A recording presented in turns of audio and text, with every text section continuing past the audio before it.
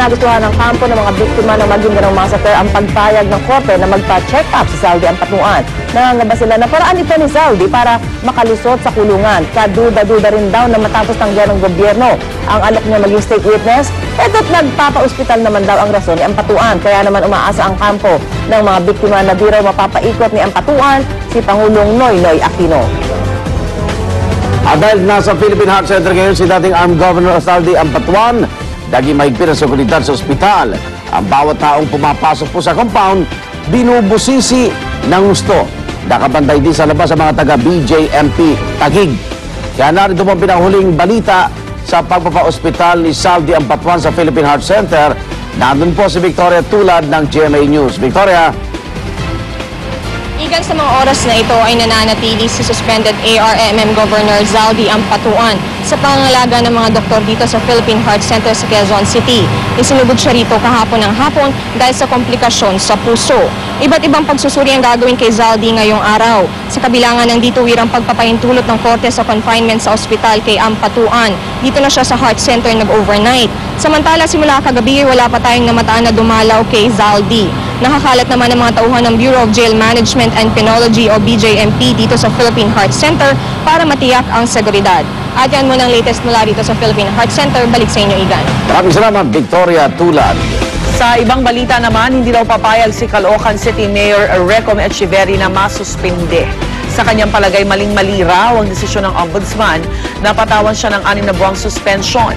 Umaasa pa rin ng alkalde na papaboran siya ng Court of Appeals at maglalabas ito ng temporary restraining order para mapigilan itong suspension order na maaaring ihain ng DILG anumang araw.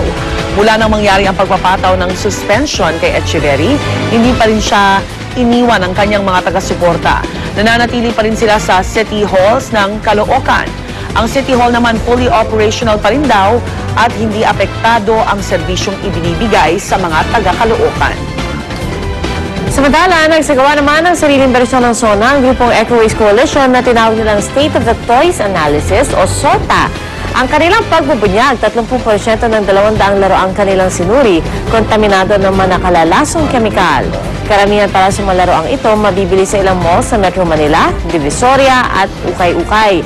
Gamit ang isang X-ray fluorescence analyzer na pag-alaman nila sa loob ng kalahating minuto na kontaminado ng lead ang ilang laruan. At positibo rin ito sa ilang toxic chemicals gaya ng arsenic, mercury, cadmium, chromium at antimony. Ang Department of Health naman, aminado hindi raw natututukan ang lahat ng laruan sa merkado dahil sa kakulangan ng gamit. Pero para raw makasiguro, bumili na lamang sa mga kilala at subok ng tindahan. At nasa website po ng DOH ang listahan ng mga lisensyadong manufacturer ng laruan. Magsasagawa din daw sila ng surprise inspection sa mga tindahan ng laruan sa mga susunod na araw. Samantala, nagsalita na ang 4th-year high school student na pinaglakad daw ng nakaluhod sa sarili niyang paaralan sa Roxas, Palawan bilang parusa ng kanyang guro. Sa eksklusibong panayam ng GMA News, ikinuwento niya ang naging sunod-sunod umunong pagpapahiya sa kanya ng guro niya matapos siya magkamali sa isang formation sa CAT training. Masasakit na salita ang kanyang narinig at tinawag din daw siyang bobo at tila pinag-initan na raw siya nito. Dahil sa mga pagpapahiya sa kanya, sumama ang loob ng binatilyo na siya nagtulak sa kanya upang paluin ng tubo sa likod ang kanyang guro. Alauna, humingi naman siya ng tawad pero pinapili raw siya kung maglalakad siya ng paluhod at hahalik sa lupa o sasampahan siya ng kaso ng naturang guro. Pinili ng estudyante ang malapinitansyang parusa pati na ang paghalik sa lupa. Nakabalik na raw sa pag-aaral ang naturang estudyante pero iniimbestigahan pa rin ng Department of Education ang nangyari. Dahil pa raw kasi totoo ngang sinaktan ng binatilyo ang kanyang guro, hindi raw tama ang parusang ibinigay dito. Sabi niya kasi bobo, yun, tubo. Okay, basahan natin yung mga maaksyon balita sa mga gito sa ating Ronda Reports.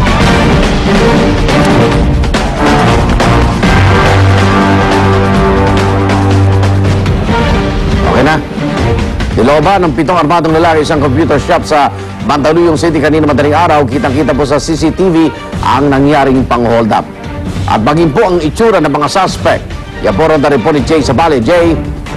Igan, pinasok ng mga armadong lalaki ang Winterville Computer Shop sa Mandaluyong dakong 12:20 ng umaga ng July 20. Kitang-kita sa CCTV camera ng naturang computer shop ang ginawang pang-hold up ng mga suspect at maging ang mga pagkakilanlan nila. Pilit namang sinira ng mga suspect ang mga CCTV camera at nanakot pa ang mga ito sa bantay na pag lumabas sa TV ang kuha ng CCTV. Babalikan ito at papatayin. Tinangay ng mga suspect ang 5 flat screen monitor at kita ng shop. Pinasok din nila ang katabing sari-sari store na parehong pagmamayari nito. At dito nakatangay sila ng 15,000 pesos at pati mga laman nito, partikular ang mga sigarilyo. Aabot sa mayigit 50,000 pesos ang pera at gamit na natangay sa computer shop at sari-sari store. Di pa kasama rito ang mga ari-arian ng mga customer na kinuha rin ng mga suspect. Igan? So, nahuli na yan o nakilala pa lang?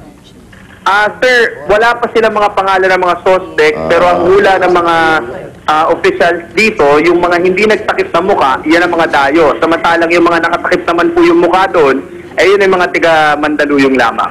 Okay, maraming salamat. Jay Sabale. Samantala, narito na sina Susie at Lynn. Salamat, Igan. At para naman sa mga malengke ngayong Thursday morning, maaga nakatutok sa Murphy Market sa Cubao, Quezon City ang ating reyna ng kalsada, Love Anyover. Eto po, tihatid niya sa atin ang mga pinakasariwang presyo ng mga bilihin. Love? Babalikan po natin si Love maya-maya. Ayan, there you go.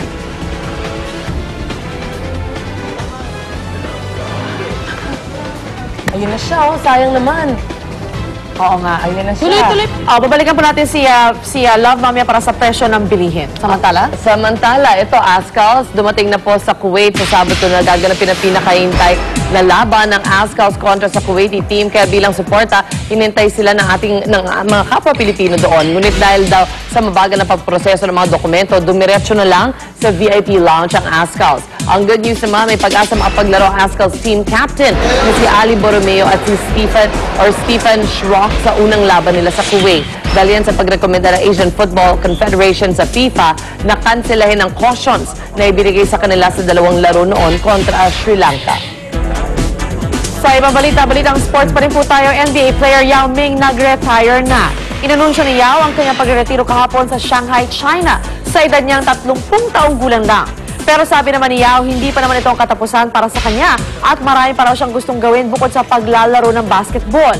Maraming injury na natamo si Yao sa kanyang basketball career tulad ng bali sa kaliwang paa at bukong-bukong na naging balakid para makapaglaro siya ng maayos at tuloy-tuloy.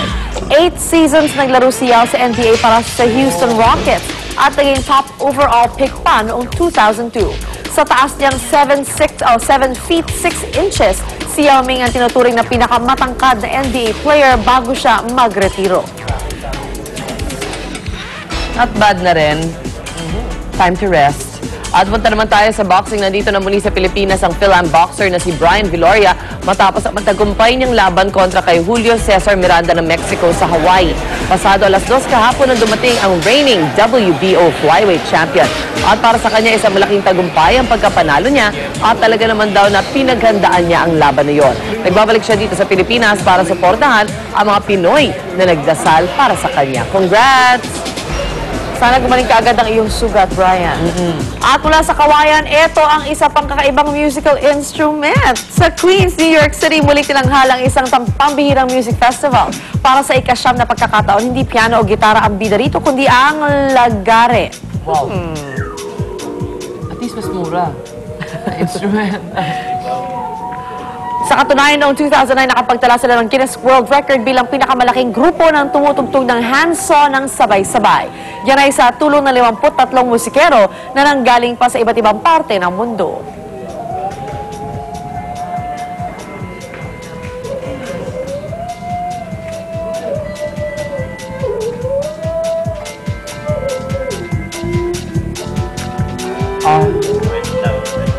Alright, tipat po tayo ngayon kay Love Anyover para sa ulat ng panahon. Eto na talaga ang totoo, Lynn, mga kapuso, bagong umaga, bagong pag-asa mula po sa Visayas at Mindanao. Tuloy-tuloy pa rin po ang tinatawag nating monsoon trough. Ito po yung extension ng Intertropical Convergence Zone na kumikilos po yan ng paikot, nagdudulot po yan ng ulap at ulan. Kaya naman po ang Southern Luzon, Visayas, kasama na po ang Mindanao, nakakaranas po ng madalas na maulap na kalangitan na may mga kalat-kalat na pag-ulan, mga pulo-pulo pagkidlat at pagtulog. Ang natitirang bahagi naman po ng ating bansa, kasama na po ang Metro Manila, magiging bahagi hanggang sa kuminsan ay may maulap na mga kalangitan at may mga pulo-pulong mahinang pag-ulan. Ang ating pong